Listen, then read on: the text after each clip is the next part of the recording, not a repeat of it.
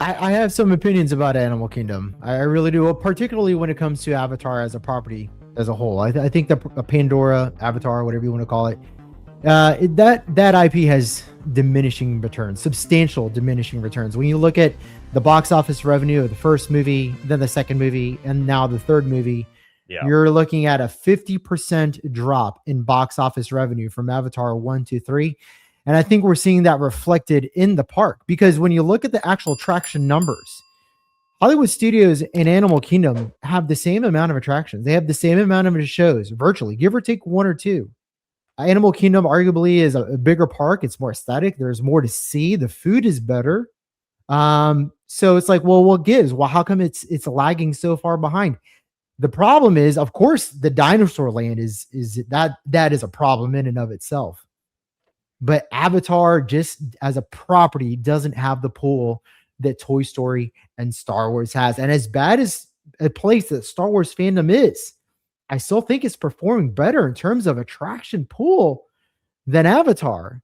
And I mean, that's really unfortunate because I love Pandora as a land, but the interest is just not there. And until they bring in Encanto and Indiana Jones, you're just going to see, you're going to see Animal Kingdom's numbers dwindle even further over the next couple of years until 2027, until they get this thing up and running.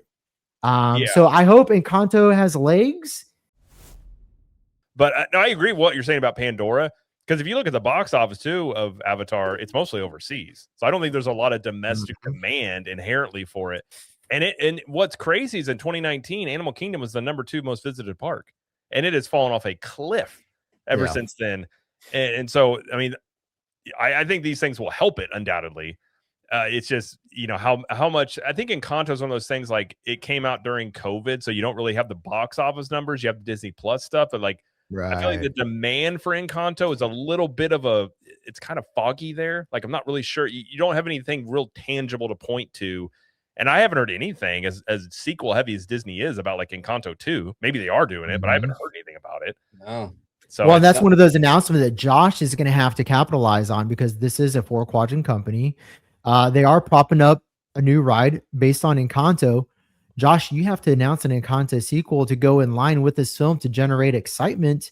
And not only that, but it's also a litmus test too. Like if people are going to get excited about a new movie, then how do you think this is going to fare as a long-term investment in Animal Kingdom, which has struggled with park attendance? I mean, wow. I mean, really for a long time. I mean, Pandora gave it a boost, but without a significant nighttime offering like Fantasmic or Happily Ever After, this park is going to continue to struggle. If you're putting in unpopular Disney Plus IPs and Indiana Jones, while it's popular with a certain demographic, it's not a widely popular IP anymore and arguably past its shelf life. As much as I love Indiana Jones, I'm just trying to be objective. Yeah, no, I agree with what you're saying for sure. I think the biggest home run they'll have is Villain's Land.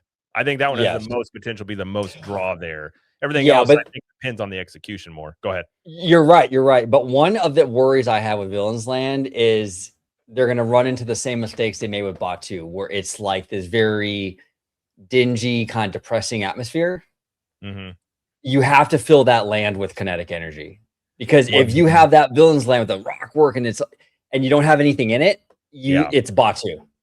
Well, and I think I've said for a long time, they have a very narrow corridor to get Villain's Land because you can't make it too scary. They can't do Dark Universe like Universal can.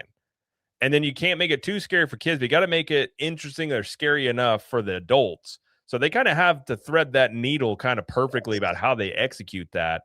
And I honestly wouldn't get married to the concept art. I think that land's gonna look much different than what they propose because I saw those mountain ranges and I'm like, there's no way they're gonna do all these mountain ranges around. Maybe they do, but I felt from the get-go that concept art, I was like, yeah, we'll see. Like, but I do think it'll be the last one to come online, but it might have the most impact on the overall like attendance and revenue. Oh yeah. I mean, the potential with that land is huge. I mean, it is undoubtedly. Yeah. And it might change the game for Magic Kingdom for Halloween as well. It really could. I think it would be an interesting thing about the Halloween party there and how much they incorporate with Villains Land undoubtedly. And it'd probably be able to get you more people into the Halloween parties to sell more tickets too. Yeah, even the Mhm. Cars area, to be honest with you, because out here in California, the Cars Land gets all crazy during the holidays. So that potentially could be a huge hit for Magic Kingdom during the holidays as well. I've actually wondered if that's one reason why they're expanding because you would think, like when they said Magic Kingdom expansion, but you're like, okay, it's the number one theme park in the world. It's not necessarily like a capacity issue there, but I do wonder, they make a ton of money off those Halloween and Christmas parties. And if they're looking at saying, okay, whatever that number is, if you increase this footprint bigger, you can sell X amount more tickets and make X amount more money on top of lightning lanes and stuff like that. So that could be part of the reason as to why they're expanding it, just off of those parties that they do. Nathan Corpus says, I think Encanto topping the Billboard Hot 100, it showed its resonance. It's possible. Like I said, I'm not saying it won't work. I just don't really, it's hard to know really where it stands. Like it's just, there's really not a solid metric where you can just, like you can say with, say, Toy Story, right, and things like that. It's just, it's kind of more of a feel there. I think it will be successful though. But Storybook Sorceress has a point. This is why they're putting Bluey experience in Animal Kingdom. That alone will bring people to the park. yeah. I'm curious how much that. Now that's definitely going to help it. Well, that's part of their 4-quadrant attack on Animal Kingdom, and Kiki and Luca wants me to explain it. So 4-quadrant, females and males under 25, and females and males over 25 essentially is what 4-quadrant is. And Disney is a perfect example of this because they're trying to create products and entertainment that appeals to everybody in those demographics. And by putting Bluey, again, that's under 25 for both males and females, and Encanto, again, and then Indiana Jones is going to appeal to that older demographic. My question to you guys though is, like, I love Indiana Jones. Is Indiana Jones the best approach to handle the over 25 male audience for Animal Kingdom? Like, is that what you would have put in there? Well, it's interesting because putting the whip aside, putting the hat in the whip.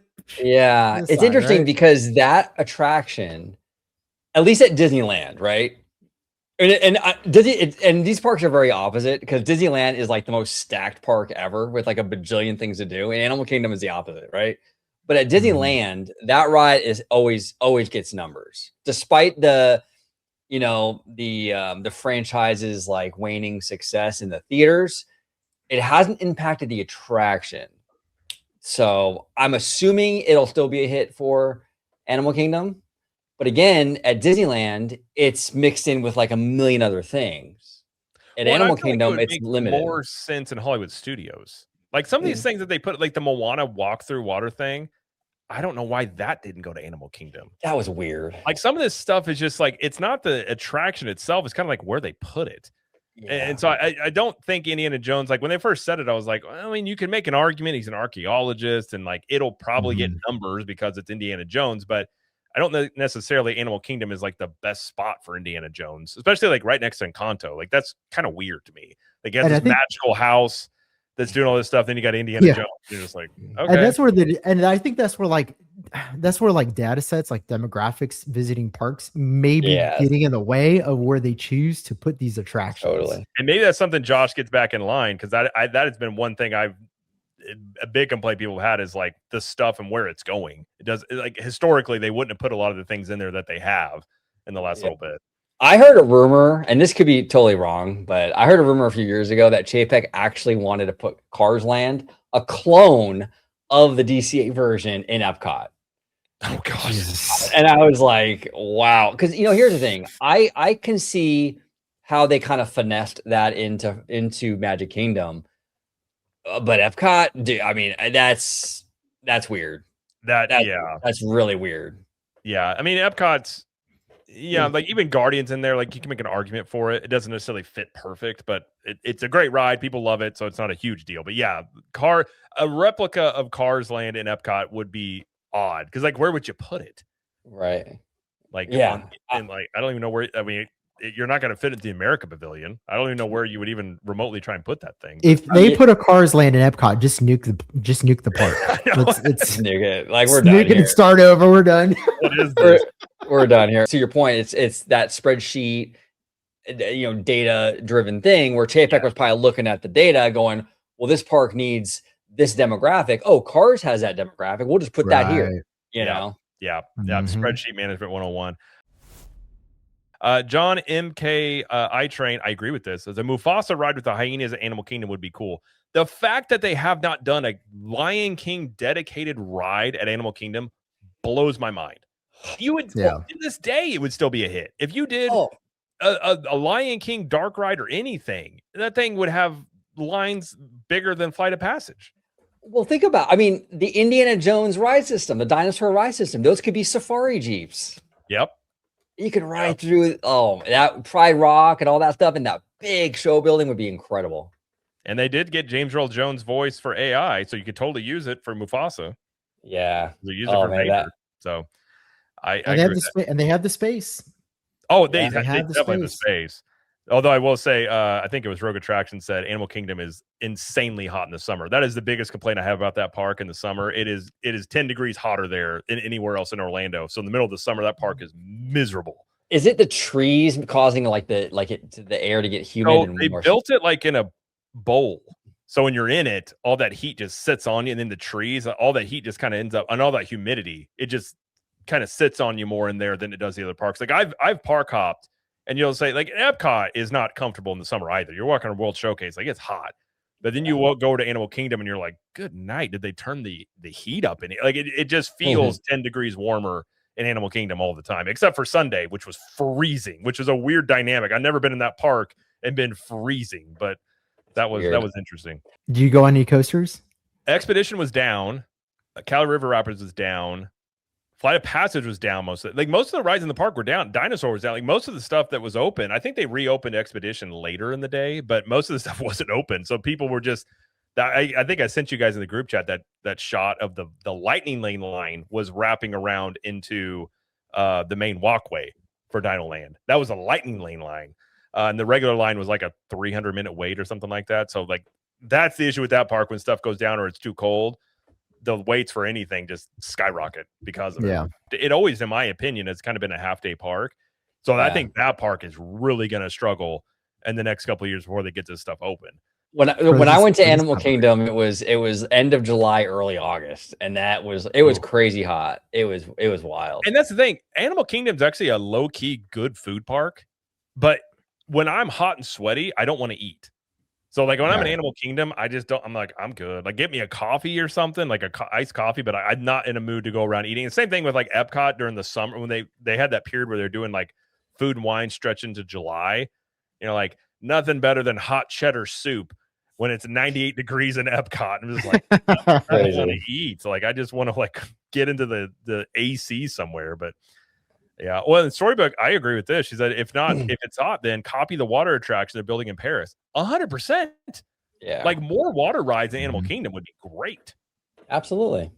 Yeah, considering Cali River Rapids is always down for refurbishment, it's down right now for refurbishment, I believe, right? It is, and also that ride is just a copycat of like anything you've seen at like a general theme park. Like they had that exact same ride system at Silver Dollar City when I was growing up. Like there's nothing like unique about it. No, they have one at Knott's Berry Farm and stuff too.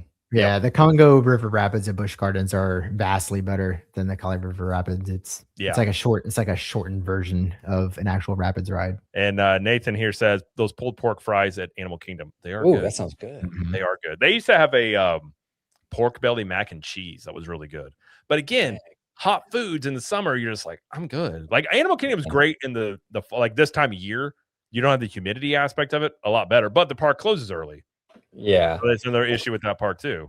One thing that was crazy about Animal Kingdom, though, dude, we were eating outside, and these birds are like pterodactyls, and they're coming at you. Aggressive. Yeah, they're aggressive. Yeah, like the ones with like the long necks. You know what I'm talking about, right? Mm-hmm. They're like everywhere. It's crazy. They also dive bomb you. We were walking through, and one just literally like dove bomb like 4 feet from my wife's face. Like they'll just swoop in and see food. Like they don't hit people, I don't think, for the most part. But yeah, they know where food is. They go get it. I'm really curious what the attendance is this like when they get that report for the year with all this stuff down. I think it could be rough. I think they had a 19% drop off or 35. No, it's 35% drop off the last couple of years. I think Animal Kingdom that could get much worse. I agree. I think it's gonna be tough. I think once we get like Indiana Jones and Kanto, it'll start looking up. But in that meantime, Animal Kingdom's gonna struggle. Well, yeah, and with the 35% drop off from the time, what is it? From the time that Pandora started seeing a drop in terms of the attendance it was able to achieve. So Encanto and Indiana Jones are not going to make up for that. No, I agree. There's- I don't think it's going to make up the difference. Yeah. Yeah, and Zootopia for that matter as well. So they're going to have to introduce something else to make up for that difference. And it might look, they might have to bring in some kind of nighttime entertainment. That might be the only thing that brings that attendance to, Epcot or Hollywood Studio levels. Because right now, Yeah. Well, that whole water theater is just sitting there. They've done some weird. They had that kite. Remember that kite show that they would crash into the stands? Like that was fun to watch, just for the what's the kite's gonna do sort of thing. But they've never been able to pull one off there consistently. They had that big plan for the thing back in I probably around 2016 that they never got it working, and they just ended up ditching it. So I don't know what the issues were with that one. Crazy. Also, it might show them where they think Avatar is as a brand, considering they haven't added anything onto Pandora.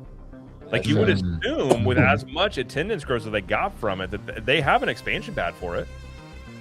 Yeah. I think that's kind of interesting and there's really been no rumblings about it that they were going to add anything to it. So I think if they don't put Pandora in DCA, I don't think you see any more Avatar in the parks, at least in the US. I agree with that. I agree with that. We'll be